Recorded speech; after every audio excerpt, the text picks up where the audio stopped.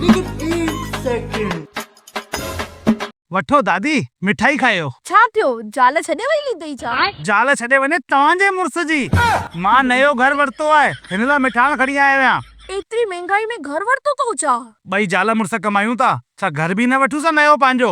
बुरी नज़र वारा तुंहिंजा मुंह कारा। पाड़े वारी वारी मेल करे मोबाइल में डोका पियो कमाए। तू लिपस्टिक से चप्पा गाना खड़ी वीडियो दिखाई कुछ डोका कमाई थी। वठो दादी मिठाई खायो। लेकिन एक सेकंड। इनके कारे कुत्ते वांगुर छो कुटियो अथवस? इनके छॾीस अॼु कंहिंजी मिठाई खणी आयो पिटाऊ? असां नई कार वरिती आहे। कंद बागी उन बुखियन मकान में कार वठी छॾियो।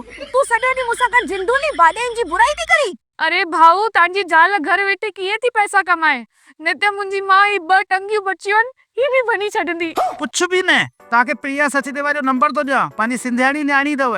हुनखे फोन ते ॻाल्हायोसि ऐं हुनसां मिली करे ॾींहं में 2-3 कलाक पंहिंजे मोबाइल ते कमु करो ऐं नोट कमायो। मतलब घर वेठे 2 कलाक कम कयूं त कमाई थी वेंदी। हिन जी इंस्टाग्राम ते आईडी भी अथव, डिजिटल प्रिया सचदेवा जे नाले सां। फॉलो करो ऐं फोन ते ॻाल्हायो, घर वेठे पैसा कमायो। बस 2-3 कलाक माइयुनि खे निकारणो आहे, घर जो कमु करो ऐं पैसा बि कमायो। मिलाई सिंगारी प्रिया सचदेवा के फोन और घर बैठे पैसा कमायूं, हड्डा ना खर्चा थी आहिनि।